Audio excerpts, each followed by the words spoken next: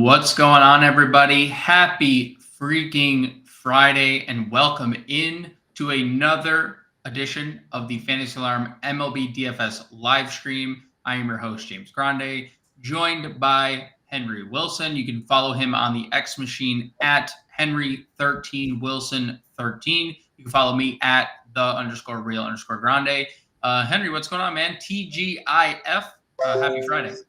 Yeah, happy Friday. Friday going into a long weekend. So, yeah, exciting. We got a great slate of games in front of us. So, yeah, it's a good day. Yeah, 10 games on the DraftKings Main Slate. For those tuning in for the first time, we will preview the 10-game DraftKings Main Slate. If you have any FanDuel questions or any other platforms that you play on, please ask your questions in the chat. We'll be happy to get to them. We do break everything down position by position, so we won't be going game by game. We will be going pitching position by position, starting with pitching. Let's get your initial thoughts on the 10-gamer. Doesn't look like we have really many issues with weather on this main slate. What's your initial thoughts on the 10 games here? Yeah, no weather problems, obviously. So full 10 games means lots of options. We do have Coors Field. So I think that's intriguing. You know, you always kind of don't know if you want to fade Coors, go after Coors. I think it's a day you can kind of go after Coors. I think there's some pretty good values on both Baltimore and Colorado. We have some, aces on the mound. I think there's some other intriguing matchups outside of Coors, though, with some offenses that I really like as well. So, yeah, we've got some good cheap options. We got some good studs out there. Just a lot of different ways you can go about this slate. What jersey are we rocking right now? Are we rocking a jersey right now? We are. This is Mariners. This is actually Griffey. So the kid. Okay. Yeah. Well, City Connect jersey. Yeah. Salute to who looked like he was going to be the GOAT. Obviously, injuries derailed that dream, but one of the best players of all time still, even with the injuries in the latter stages of his career. Let's get into the slate. 10 games to break down. On the main slate here, as I've alluded to a couple times. We'll start at the pitching position. One player is rostered in half the field's lineups, and it's someone that you and I previewed on the show last night. And then there's basically everybody else. And that pitcher is Blake Snell. He is 50% projected. And when ownership is done, it is large field tournament based. To get a pitcher 50% of the field in large field tournaments, it suggests a lot of things. One, it has to be an elite matchup. Two, it has to be an elite pitcher in an elite matchup. Do you agree with both those things? And do you agree with the field getting to Blake Snell at 50% of the time tonight? Yeah, I fully agree. It's an elite pitcher, an elite matchup. I am surprised that it is over 50%, just because I would have thought that more people would have, still been burned from the paying over 10K for him against Seattle and him throwing a dud under 10 points. 6 walks, only made it 3 innings. But I think the field is being smart here and not shying away from him bouncing back against Miami, because he was incredible in all 5 starts before that, just a boatload of strikeouts. So he has, I think, by far the highest ceiling of anyone on the slate, just because we've seen him put those insane strikeout games already. Miami's not a very good offense. So, yeah, I'm with it. I don't think this price is crazy for Blake Snell, and I'm not worried about him bouncing back. Yeah, I'd say the only real, he's your first plug in cash. He's probably your first plug in single entry.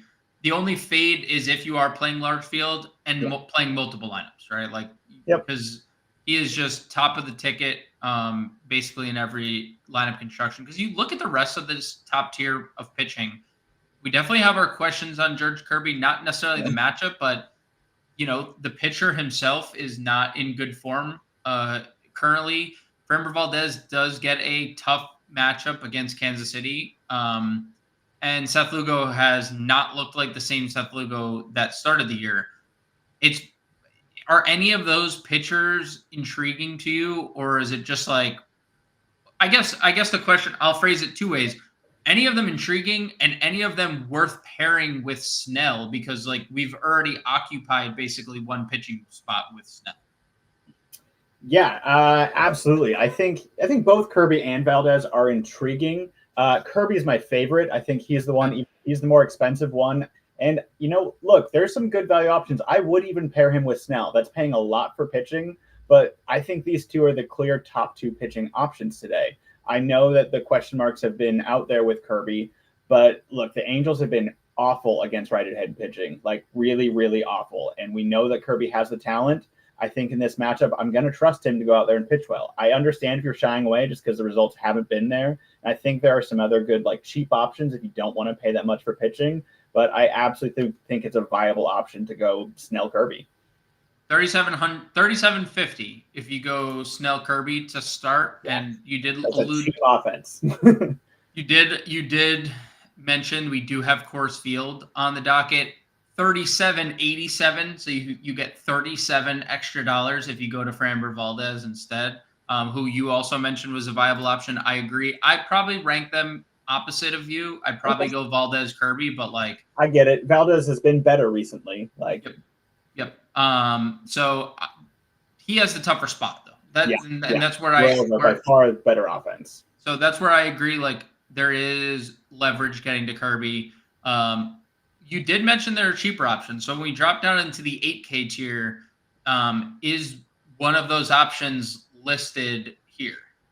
Yeah, absolutely. That's Pablo Lopez. I don't know why he's in the 8K tier. I think he should be in that 9K tier with George Kirby and Framber Valdez. I think that's like the main reason if you don't want to double spend up and if you aren't like really punting down, Pablo Lopez is the one you're turning to because we know he has just as much strikeout upside as just as talented as a pitcher as George Kirby and Framber Valdez. I don't really understand why he's priced so much lower. He's not having a bad season. I know the ERA looks bad, but all of his other numbers are in line with what he's done the last 4 seasons, which has been one of the best pitchers in all of baseball. He's fantastic, coming off a great outing against St. Louis. Fully believe in Pablo Lopez here. Yeah, the only thing he's been bit by is home runs. That's been the bugaboo this year has been the home run ball. Toronto league average in OPS, league average in isolated power against right-handed pitching. So really good spot for him. He has been one of the best pitchers in baseball since the break. Jen Stoner, one of our long-time subscribers over there on the YouTubes, always chiming in, always having leaving support, just straight up supporting the channel. We appreciate you. Always high too. He is always smoking or gummies or whatever Gen's into. Salute to you, sir, for whatever you like. And tonight he has a lineup tonight: McGill, Burleson, Lux, Muncy, Wynn, Ohtani, Judge. That's a pretty good start. Butler, Scott. So I like that. If you want your hopes and dreams crushed, see, I don't know what green piece is, but I'll have to check that out after the show here. After Pablo Lopez, Henry, I assume you didn't like anything else in the 8K tier, and that's why we specified just Lopez. What about below $8,000? Who are you keying in on? Yeah, the one I've really dialed in on is you kind of turned me on him. I hadn't really looked at JP Sears until you had mentioned him last night. And the more I looked at him, the more I kind of liked this spot for him. Obviously coming off a bad game, but you look at what he was doing before that last outing, it was really good. Like he had just had a stretch of pitching super, super well. And now he's going to face the Rangers, who have been abysmal against lefties recently, like really, really bad, batting under 200, plenty of strikeouts. They just look lost out there. A lot of their hitters are not doing well. Their best hitter is Corey Seager, who's the lefty. So like he can probably mitigate that. So here under 8K, I think if you need to save money, he just has more upside than anybody else. And he's proven that he can go out and actually put together good outings. He's been just largely a good pitcher. He was in a key trade from the Yankees to Oakland when in the Frankie Montas deal. So, that was when Frankie Montas was at the peak of his powers. So, the A's thought highly of JP Sears, and the fruits of that trade have started to come around. I agree on the Sears front. I want to ask you about Aldigeri. We kind of assumed he was going to be added to the player pool. $7,800, right, is probably too expensive. When you look at some of this kid's numbers in the minor leagues, he has insane strikeout upside. Not a lot of power against him, not a lot of fly balls against him. Seattle is a relatively bad offense. They do hit significantly better on the road. They do have some good bats against lefties. Is there any thoughts to Aldigeri, or are you more prone to stacking against him than using him? Yeah, no chance I'm going for him. I just, again, I know that the talent is there and it's against Seattle. So, like, who knows? Maybe he has a good outing. But, when he's $100 cheaper than JP Sears, who, again, just had a stretch of games where he threw 7 innings or more, like all quality starts, won 3 games. What are the chances that he actually pitches far enough into the game to do similar results to that? Like, I know there's upside, and I would have been in on it if he was coming in and was like 5K, for the debut. Yeah, let's go for it. But 7,800, it's just too much for me. I think Seattle's been hitting better recently, so I like some of their bats. I'm not doing it. I agree. Samson, welcome back. Get it? Because he had back surgery. That was terrible. sorry, Samson. I'm just kidding. He's asking for good humor, right? That's all I got. That's all I got. I'm a father of 2. I don't have anything else in the chamber. Just bad dad jokes, right? Samson, welcome back, brother. We're hoping you're feeling better, and we appreciate your support. And Podijin plays Aldigeri in Scrabble. That's a good one. See, that joke's better than mine. Of course, I'm picking on the guy with the back injury. Yeah. What about below JP Sears? We just had a question from Beezy. Do y'all like John Gray? Beezy, welcome. We appreciate you for always stopping by as well. I think Henry and I are on the complete opposite end of this John Gray thing. I have seen a lot of love going to John Gray.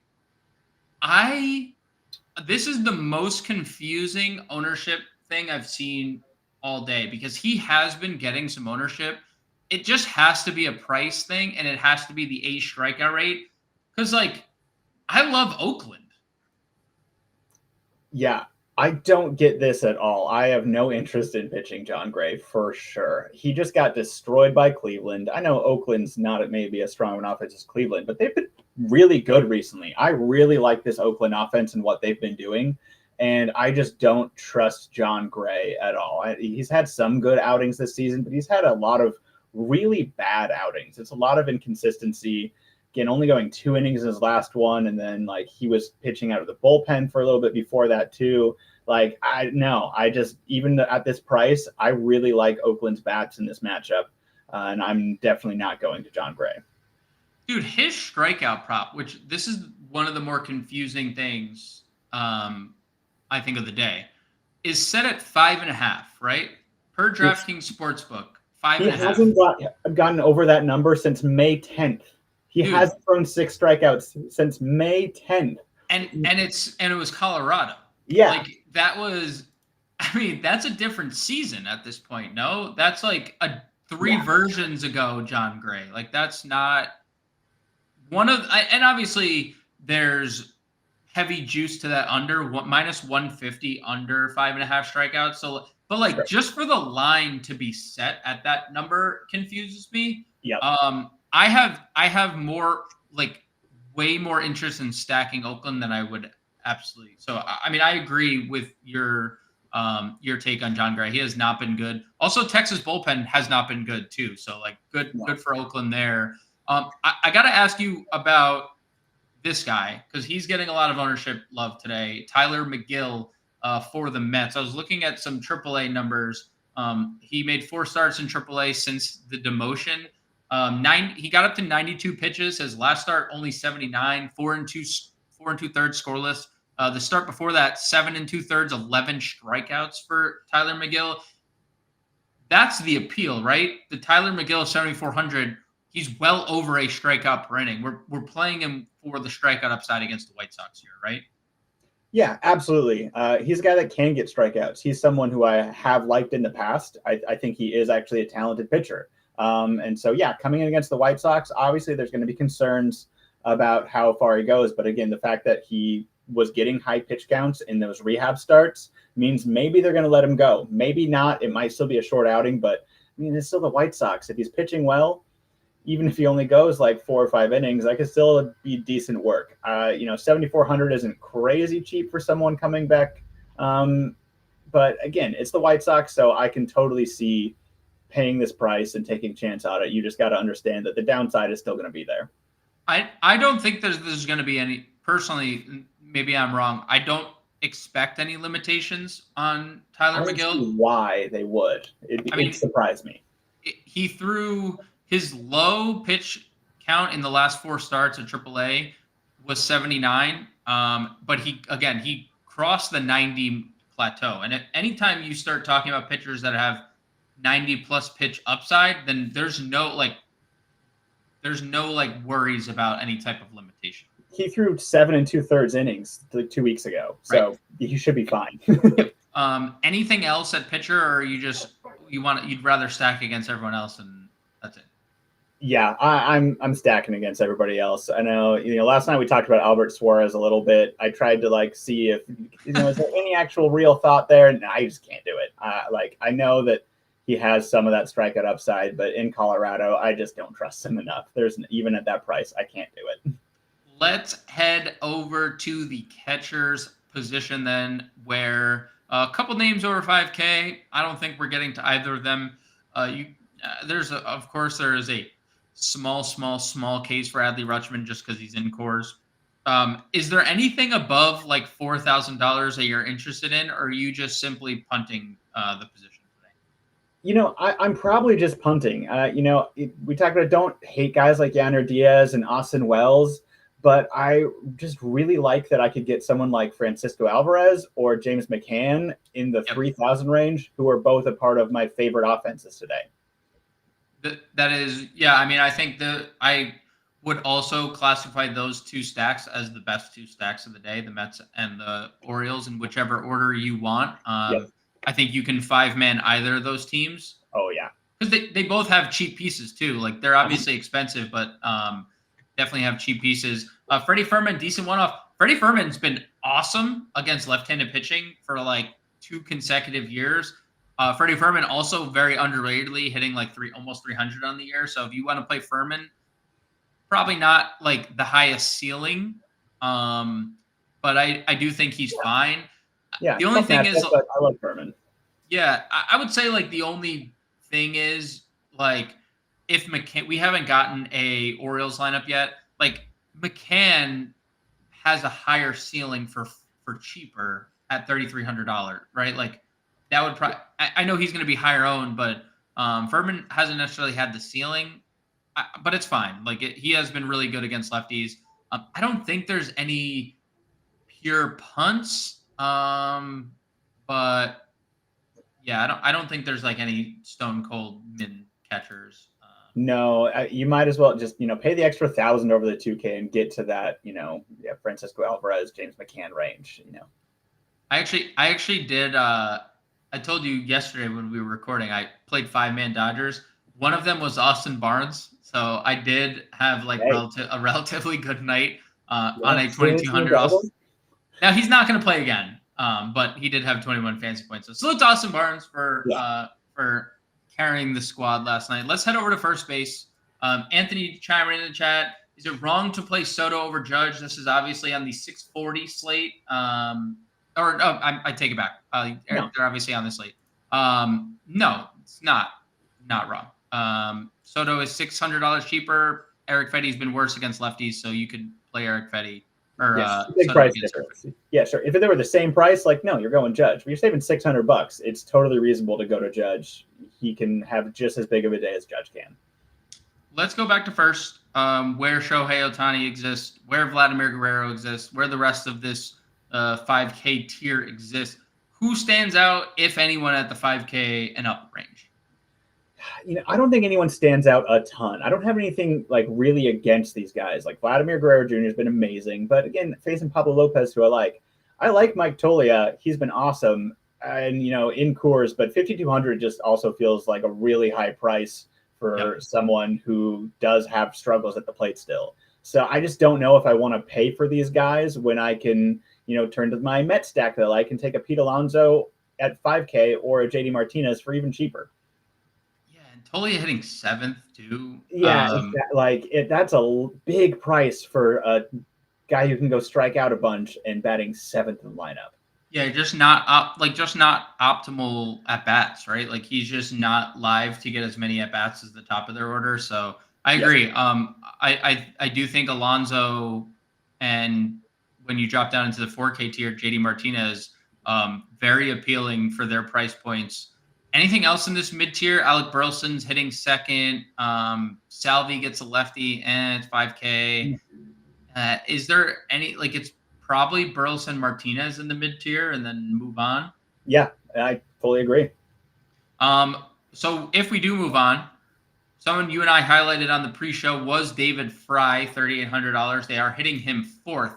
Any opinion change on David Fry here? No, I love David Fry. I think he's the best cheap option at first base. You get him batting cleanup. He's facing Bailey Falter, who I really don't trust all that much. David Fry has been excellent against lefties, and Bailey Falter struggles against righties. So it seems like a good matchup. It's really cheap for a guy that we were paying much higher prices for earlier in the season. So you're expecting Bailey to falter and David to fry? Yeah, David's going to fry him for sure. Yeah, I agree. Couldn't agree more, actually. You said that was the best play in terms of cheap options. I'm going to just ask, I have 2 that I want to throw at you. One is Justin Turner. You said you were not really in on Aldigiri, who is a left-handed bat. Justin Turner is going to hit likely in the middle of this lineup, $3,100. Has hit lefties well. The only thing he's done this year has been lefties. So Turner at 31 and Seth Brown hitting 5th at $3,000 in an offense that we like. In a really good split. John Gray has been awful against left-handed bats. Any interest in either Brown or Justin Turner? Yeah, I definitely prefer Brown. I just think he brings more of that power potential. And so especially against John Gray, struggles homers, and Brown just a better, power hitter compared to Justin Turner. And obviously I don't hate Justin Turner, especially if you're going with some of those other Seattle bats. I don't like him as a one-off. And I don't think he has super high ceiling, but he can go out there and produce still. But Brown's definitely my favorite here just because I like Oakland. And so with how cheap you can get him, especially if you're stacking with some of those other bats, he does give you some good homer potential. Dude, I will say, as we get a couple interesting lineups that I want to talk about real quick, we just got a Blue Jays lineup and we just got an Orioles lineup. I think both those, I see some interesting pieces at the top of their lineups that I want to get to. I agree. I think Seth Brown is actually, Oakland is very easy to pair with Mets or very easy to pair with Orioles. And the Orioles piece that I wanted to talk about, here's the lineup. Okay. Obviously this is a very interesting lineup. Austin Slater is leading off for the Baltimore Orioles tonight. He is $3,000. Santander hitting 2nd. Gunnar Henderson 3rd. Eloy Jimenez hitting 4th. Ramon Urias hitting 5th. Colton Cowser 6th. Emmanuel Rivera hitting 7th. James McCann 8th. And Jackson Holliday 9th. That is a really cheap Orioles lineup when you're looking at them from a price point perspective. A ton of out. They are going to be so ridiculously rostered because of the value that they're bringing to the spot. And so I think the Orioles, that is we'll obviously break that down further as we move along the positions. And then the part of the Blue Jays lineup I wanted to talk about as we shift over to second base. This is the perfect segue for me. You and I had briefly mentioned Will Wagner's name yesterday. Will Wagner hitting 2nd this evening for the Baltimore Orioles, $2,700. And I know we like Pablo Lopez, but if you are looking for value to get Orioles or to get Mets or to get whatever piece of the stacks you like, $2,700 for Will Wagner is a pretty good price for what we've seen out of him. So far. That's pretty good. Obviously, good hitter, and but having to face Lopez, I guess the question is, if you're going that cheap at second base, do you prefer Will Wagner's getting to bat 2nd, or would you rather same price go Edward Julian, who's batting 5th against Gausman? It is a very good question, and I do prefer Julian. I agree. I agree with you on that front. I do think that there's just infinitely more upside because Julian has big power, and he's flashed that in basically both stints last year and this year, where he does have a bunch of home run potential. He's obviously more live Sure. to be pinch hit for, I think, than Will Wagner. But like we're also talking about Austin Slater leading off. There's always a probability that he gets pinch hit for too, and we're probably going to plug and play that or Eloy or something along those lines. So yeah, I think there's interesting value at second. We'll work our way back to the top. I'll just ask because I don't know if your opinion's changed on this or not. Is there anything up top? Like, I'll just start from 4K. 4K up. Is there anything that you're interested in? No.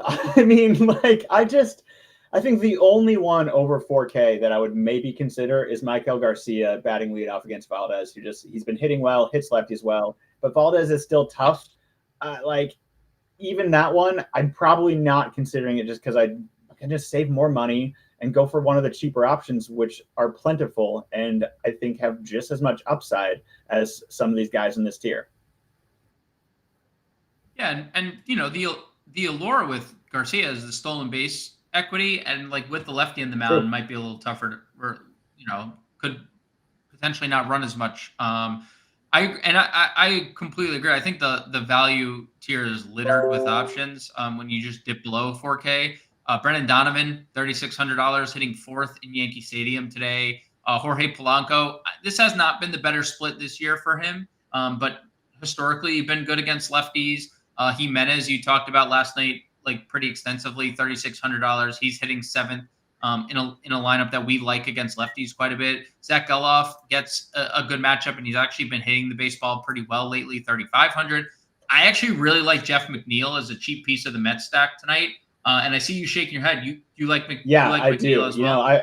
I still like Jimenez, but I think I've kind of changed my interest a little more to, why not take Geloff or McNeil, who are even cheaper and again in Right. offenses that I really like. So I'm likely pairing them with some other guys there. I think both provide really good values with their matchups they have. Agreed. I actually currently in the one lineup that I've built, I do have Jeff McNeil, and we'll see if that changes based on a couple lineups that have come out since with Orioles and Mets or Orioles and Blue Jays sitting out their lineups. Um, Anything else of note at second? Or are you ready to move No, on we to already third? hit those, cheap guys in Julian and Wagner. So I think that pretty much covers second. Third base, a very loaded position, top to bottom. Jose Ramirez tops the list, 6,500, hitting third. He has been amazing against left-handed pitching this year. Vladdy is first base, third base eligible. We have Jazz Chisholm, $5,500, hitting sixth against Eric Fetty in Yankee Stadium. Royce Lewis, slumping. Ryan McMahon. Where do you want to start? 5K Whew, and man, above. I mean, they're all great options. I don't think you can really go wrong. It can kind of be who do you want to stack in? Like, who can you afford? Like, are you doing a little Rocky stack and want to throw McMahon in there? Go for it. Are you doing a Yankee stack and want to go to Jazz? Absolutely. Like, he's been fantastic. I don't think there is a run option. Obviously, yeah, Jose Ramirez is the best if you can afford him, but like, there's a lot of expensive guys Right. also. So I don't know. It's kind of a pick your poison. I think if I have to pick a favorite, it's probably Jazz, but I'm really splitting hairs here. The one thing I always think when Guardians get a lefty is that Jose Ramirez is always underappreciated about how good and always underowned. Yeah, I mean, I get 6,500s a lot, but like against lefties, he's as good as anybody else in the he's league. So, perpetually underrated, just if you constantly. want perpetually underrated, agreed. And like in terms of like just being a tier Yeah. one star, he is on the tier with like everyone else that's Yep. considered the best in baseball. So, um, yeah, Chisholm, Ramirez for me as well. Interesting lineup switch for the Mets. I know Mark Vientos was not in the lineup yesterday.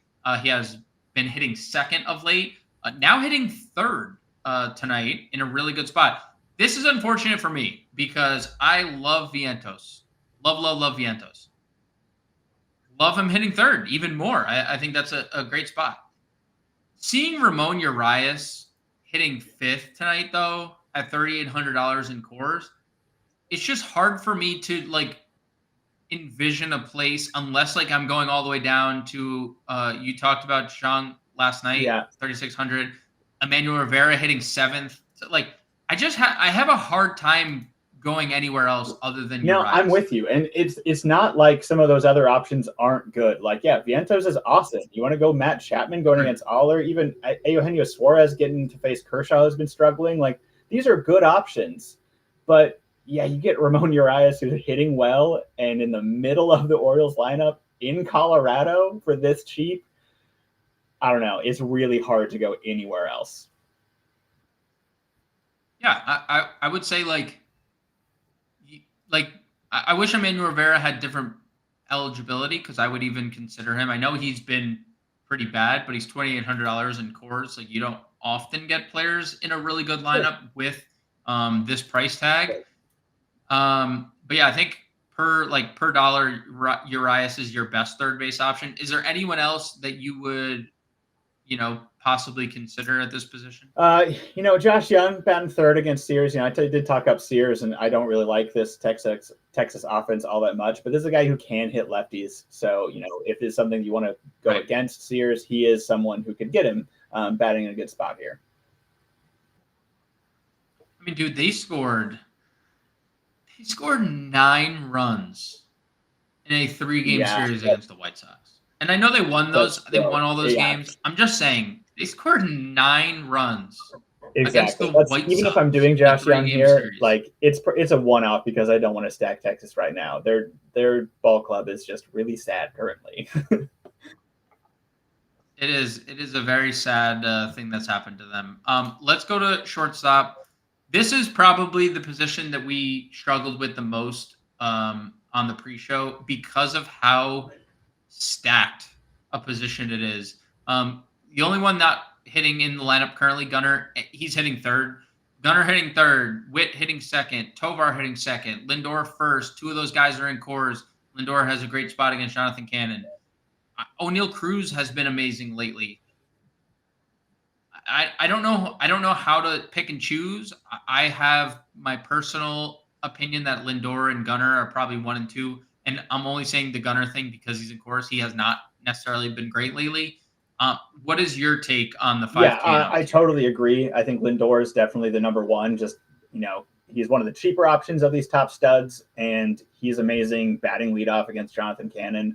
I agree. I like Gunnar. I think the tough part with Gunnar is like he's still really expensive despite being struggling. And when you can even do like a 5-man Orioles stack without him, that looks pretty nice. Like I know it's kind of a cardinal sin that don't stack without their best player, but like part of you kind of wants to do it because you can put a pretty sweet looking 5-stack of cheap guys without him. But I still see like maybe wanting to include him just because it is Gunnar Henderson. What are the odds that he, has a 2-homer game when you decide to avoid him here? That is so live. It's so live. I mean, it's like Austin Gomber has not been great against either split. Now there's been a stark difference in terms of home runs and stuff for righties. Righties have hit all the home runs against Austin Gomber, but he has notoriously been pretty bad against lefties too. So yeah, and Gunner's been great against lefties. He has very, very small. And Gunner's been good. That's been his real step up into being a star. Is the fact that he figured out how to hit lefties. Right. I personally like Lindor a little bit more as well, but yeah, I don't think you can necessarily go wrong with anyone over $5,000. When we dip our toes into the next tier, you liked Mason Wynn. Has that changed at all? No, I still love Mason Wynn. I really like what he's doing. I mean, look at that. 4 straight games of 10 points or more. Like, that's awesome. He's, still leading off in Yankee Stadium against Stroman. I think the only reason I would not still be going to Mason Wynn is if, I need to save a little more money. And for $1,000 left, I have Perdomo also batting leadoff today against Kershaw. He's great against lefties. We know this Diamondbacks offense is super strong. So the fact that he's hitting leadoff, I think is just really good value. But I like both of those plays today here at shortstop. Yeah. Wynn is definitely going to be overlooked considering the spend ups, and considering Geraldo Perdomo is $3,200. So if you want to play a cheap or a low owned Cardinal stack, you definitely can. Marcus Stroman has obviously slowed down since the All-Star break. There's nothing else, No, right? You're at again, when you shortstop. can get Perdomo at 3,200, don't take a shot at any of these other guys. It's just not worth it. They don't have the upside. So yeah, no, that's it. Let's go over to the outfield where Aaron Judge was talked about earlier and Shohei Ohtani are both $7,000. And you talked about it on the pre-show, but I think it's worth repeating at least the discussion around position players specifically, $7,000 and up, and like your kind of thought process behind Yeah, like I just don't think I can play them. Like, and I'm not arguing that Judge and Ohtani should not be priced here. Like, what they're doing is insane. And they've had a lot of days recently where they are returning this kind of value. But the problem with paying 7,200 or 7,000 for a batter is they have to have 2 homers or a homer and 2 steals to get that value. If Judge goes out and goes 1 for 4 with a homer, he is not worth paying $7,200 for. Like, he can hit a home run and still not be worth this price. So I just have a really hard time paying this much for guys, even when they are generational type talents doing things we've never seen before, like Judge and Ohtani are doing. Like, I get it. They should be priced here. I don't know if I can spend this for them. Like, and there's no like debate about anything you said, because they've obviously been the best 2 players in baseball. They've been the best 2 fantasy assets in baseball. They've been they are live for 30 plus fantasy points every night. Yeah, they should be priced here, but should you be paying for it? Right. Not exactly the best spots. Judge does have the Yankee Stadium bump. That's obviously, and like Anthony was talking about it before. Is it wrong to play Soto over Judge? I mean, like, you save money, but even like Soto's not cheap in like a relatively tough spot. And we'll talk about the rest of the outfield position now. Like, there's definitely some elite guys below them. Yordan Alvarez continued his assault on baseballs last night. 2 more hits for him. Mookie Betts, $6,000. Brenton Doyle has been really, really, really good at home this year. The splits continue to just rise. Every time I think that I'm going to see a regression in the splits, we just inch closer to 1,000 OPS for Brenton Doyle at home. And I don't think anybody's going to play him at 5,900. I think everyone's going to play Anthony Santander because of the home run equity that he provides. Is he, like, excluding Judge, Ohtani, Soto, who, I guess, is Santander the best 5K plus outfielder? And if not, who is? Might be. I think if it's not him, I think it's close. Okay. I have basically a 2-way tie between Santander and Brent Rooker. Just because, again, I think Santander going against Gomber, you're going to have a great Orioles stack there. He's awesome. But Brent Rooker has also just been incredible going against John Gray. And the fact that, batting second among some guys who are just going off right now, we're going to jump ahead here and talk about JJ Bleday and Lawrence Butler, because you can make a 3-man Oakland stack in the outfield with these 3 guys batting first, second, third. Their average price together will be $4,600. And those 3 in the last 3 games have 24 hits and 11 homers, batting first, second, third for Oakland. Like, I don't know. That's just insane to me. They're hitting so well, and getting all 3 of them at this combined price is crazy. Did you see the clip of Lawrence Butler's third home run last night? Electric. That was electric. How electric. Awesome. He's instantly become one of the. I mean, he is probably a top 5 cool player in the MLB, and like just easy. Yeah, just to root, like just rooting for. It's good to see in Oakland too, because there's not a lot to root for in Oakland with the ownership group and what they're doing, but obviously been better against lefties, but like he has immense power, and he's hitting against a guy who doesn't miss bats. So I'm split there a little bit. I am leaning the Santander route, hitting second against Gomber. Nothing wrong with that. But I don't think that there's necessarily a wrong answer between him and Rooker. Would you play anyone else in this 5K tier. Like Kowser's hitting 6th, homered last night. He's been what he's been this year. He's very boomer bust. Corbin Carroll's been really good, and that includes against lefties. He's obviously starting to really ramp it up. Giancarlo's been better. Julio gets a lefty. At least he's shown a pulse against lefties. Blackman's been good at home. Reynolds has been good lately. Like any of those names catch your eye, or are you just interested more in the 4K tier? I don't hate any of them. Again, especially if you're making a Baltimore stack and you want to include Cowser in there type of thing. Or same with Diamondbacks. Like I'm not shying away from these lefty-lefty matchups. I even like Julio, and even if you're doing like a Seattle stack, I want to do Julio and Randy here. Yep. I think it's not crazy. They've both been hitting pretty well recently. So I do like those. I think they're viable. I do think I like the 4K range better with being able to save money, but there's nothing wrong with a lot of these options. Who do you like? Well, then let's talk 4K. Who are your guys in this tier?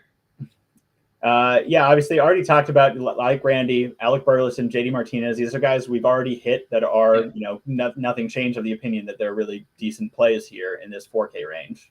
Yep. And obviously, as you keep going down in the lower 4K, I think the options just continue. Brandon Nimmo, if you're doing a Met stack, he continues to hit well. Obviously, Luis Robert, it's the White Sox, so that's sad, but he's still great. And I also like, Lourdes Gurriel batting third against the lefty and Kershaw. Again, Diamondbacks are going to be a pretty decent play here. Kershaw's been struggling. Again, I don't like him better than getting to go for the JJ Bleday, Lawrence Butler plays against Gray at like similar price. But man, if you're stacking some Diamondbacks, you can't go wrong with adding Lourdes Gurriel, who also has an over 1,000 OPS over the last 10 games.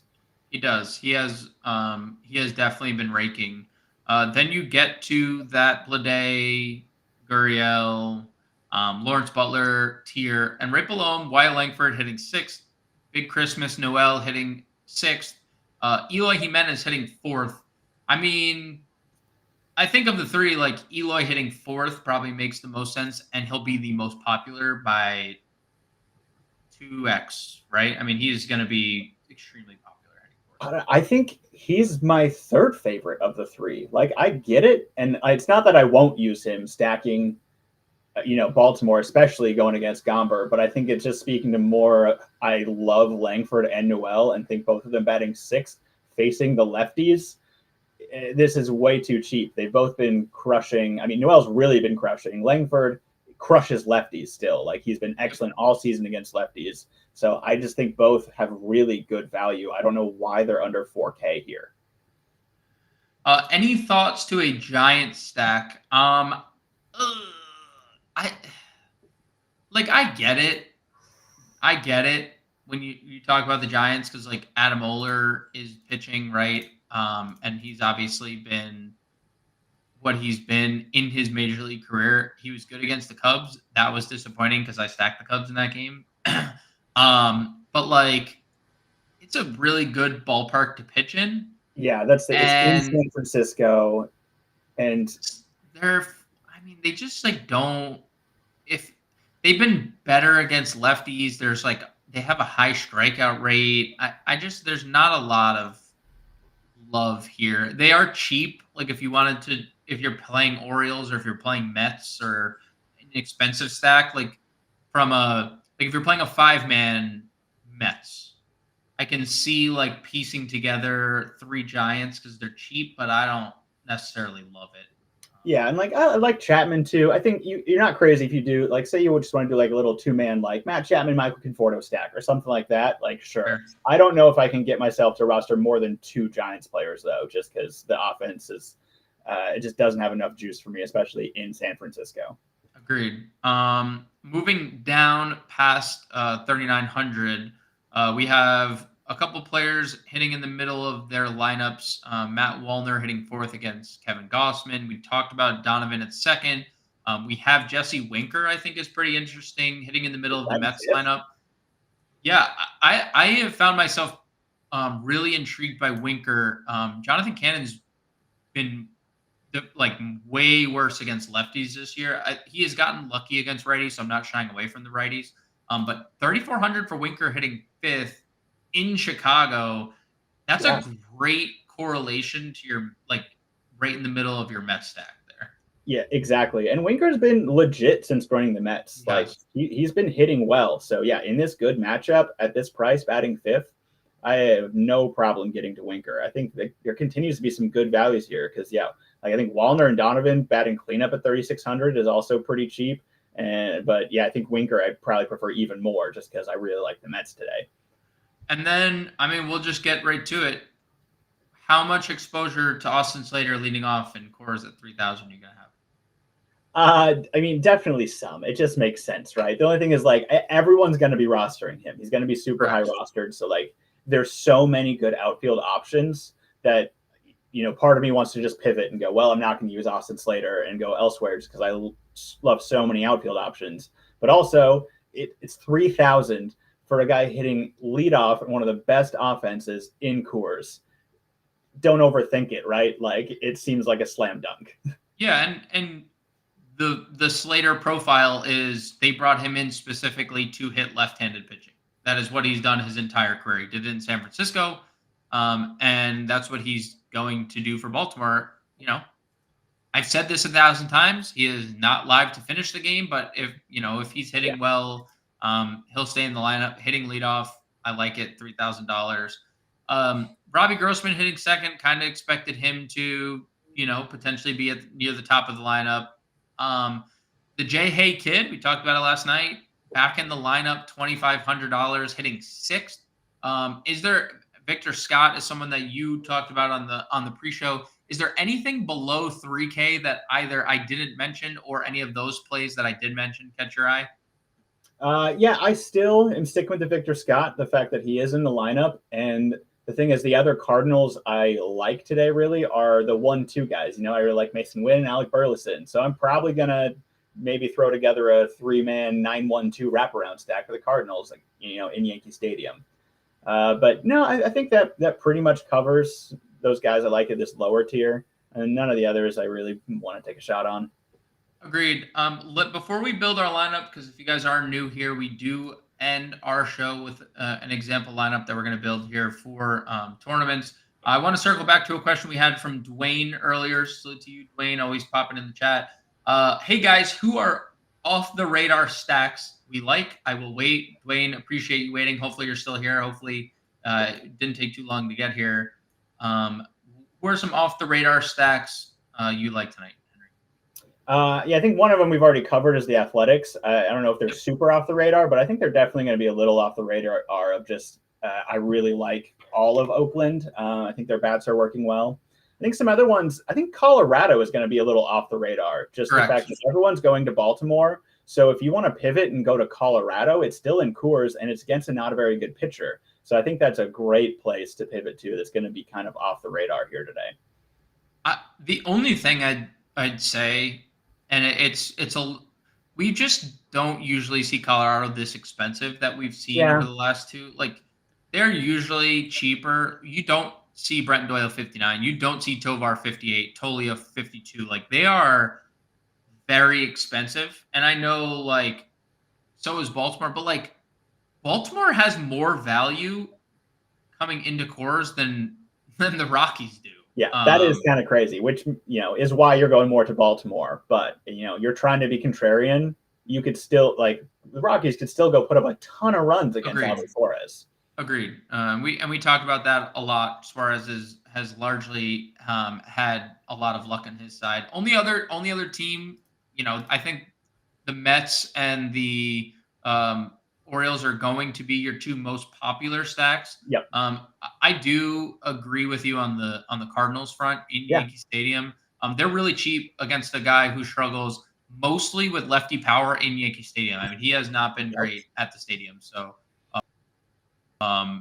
great park to pitch against lefties, and the Cardinals do have some good ones at the top of their lineup.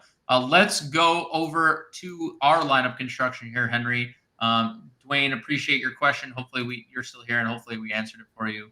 And if anyone has any questions, we'll be in here for another couple minutes as we build our lineup. And we're going to just start with Blake Snell. I think that's pretty much set in stone. If you were building out a core, who are the first couple names that you'd get to? I assume Lawrence Butler would be one of those names. Is that like, am I off there, or is Butler like definitely one? No, I think Butler's definitely one. Okay. I talked all three of those Oakland outfields, but like if I can't get all three, give me Butler. Like if there's only one, that's the guy. What else? Like, what else are you definitely in on today, Henry? Like, I still think that's Ramon Urias okay. is a Yeah. no brainer. Okay. Again, you just can't talk me out of him. Agreed. McCann behind the plate, I assume. Are we Yeah, just gonna end up building the same lineup we did last night? I don't know. I I guess. think it's not going to change a whole lot. Like maybe a little bit, but a lot of the guys who was locked in on, like, opinion has not changed. Let's shift back to SP here for SP2. What are we thinking? Lopez? Do we like going down to JP Sears 7,900? Like what? I know if you head over to fantasyalarm.com right now and you look at the playbook done by none other than at Henry13 Wilson 13 today, you will find that both JP Sears and Pablo Lopez are in the playbook. I won't spoil who else is in it, but I know both those two pitchers are in it. Do we want to use one of those two as our SP2, I assume? Yeah, I think so. I think why not go Sears? I think he's going to be kind of overlooked also, and I just think he actually brings some upside for that price. Agreed. Where else do we want to go? If we're looking at first, what do we think here? Do we want to spend up? Actually, let's go to short because we're going to spend up at short. We're going to spend up at short, right? Yeah, probably. Like I know we both really liked Lindor. Should we just do the full spend up and go to Lindor? We should. Let's not overthink that too much. What else do we like? Second base. This is a value spot for us. We have sure. McNeil, we both kind of Geloff. like McNeil. If we want to stick with the Mets, we know we got to save some money. I don't hate that. Yeah, let's do that. I like that idea. I think for the like you said, let's not overthink it. Possibly Austin Slater, $3,000 leading off in Coors Field. That leaves us 4,500 for first and outfield. I like that spot that we're in. We can spend up at one of those positions and then look at value elsewhere. Yeah, now, I would say like let's pick your favorite first baseman of like no matter the cost, because I like outfielders at like every range of prices today. Okay, I think there's a couple of different routes we could do this because I know you like Oakland. Yeah, and I do too. We like Oakland, I should say. This could get us here, and it's a 1-2-5 Oakland stack. Sure. We could do, as you said, like we can spend up at first. Like what we could do, Alonso. Yeah. We just missed Martinez, but we could play Winker if we want to do like a full Mets stack here, or any of these $3,900. Yeah, or you can go to one of those guys of I know you really liked Eloy. I liked Langford Noel better, but you could twist my arm into Eloy so that way we get a little more Oriole exposure. I mean, we have the 1-4-5 Orioles, and we have 1-4-7 Mets, so not like and James McCann stacks, but yeah, I mean, but still, like those are the two best stacks with probably our favorite alt stack piece in Lawrence Butler. So let's just we'll stay here unless you have any objections to anything here. We could obviously do like Martinez and pivot up from Eloy. Like there's plenty of routes that we could go, I think. Yeah, definitely. I think you could keep tweaking it forever. I like everyone that's in this lineup, though. Blake Snell, JP Sears, James McCann, Pete Alonso, Jeff McNeil, Ramon Urias, Francisco Lindor, Lawrence Butler, Austin Slater, Eloy Jimenez, $100 left over. Any final thoughts before we get out of here, Henry? No, not really. Let's hope we're right. Hopefully it's not like, the Orioles and Mets both go out there and just can't hit at all, because that would be really, really bad. But no, I'm feeling confident. I think we're going to get some fun stuff tonight. Everybody, it is I will say it's your biggest fantasy football draft season this weekend. So like you can get an all pro subscription with that comes with MLB DFS. That comes, since we're within the month, that will come with NFL DFS playbook that's coming out next week as football kicks off next Thursday. For the first month, less than $20 with code Let's Go. You can scan the QR code right there, or go to fantasyalarm.com/win. Or if you're still looking for an NFL draft guide, there's another QR code you can scan. You can go get the NFL draft guide at www.fantasyalarm.com/guide today. Rookies, rankings, sleepers, busts. I know we're talking baseball, but football is literally next Thursday, and then Friday, and then Sunday, and then Monday. So next Thursday, 4 to 5 days, the NFL is fully back. So make sure you go get your draft guide today. Make sure you get your All-Pro subscription, which will help you for reading playbooks like Henry's today on fantasyalarm.com. So guys, thank you for tuning in. We appreciate all the questions. We appreciate all the chatters. Both of you convinced me to use David Fry. Well, David Fry is going to fry and Bailey's going to falter. Yeah. Dwayne's always here, he says, trying to take down a tournament. We know you can outthink the Sharks here, Dwayne. We know, because you're a Shark. Don't let anyone tell you otherwise. You're the Shark here, Dwayne. We appreciate your support tremendously. One more time, you can follow Henry on the X Machine, Henry 13 Wilson 13. You can follow me, as you can see right here, at the _real_grande. Happy Friday, Henry. Yeah. Hope you have a great Friday. Hope you have a great extended weekend.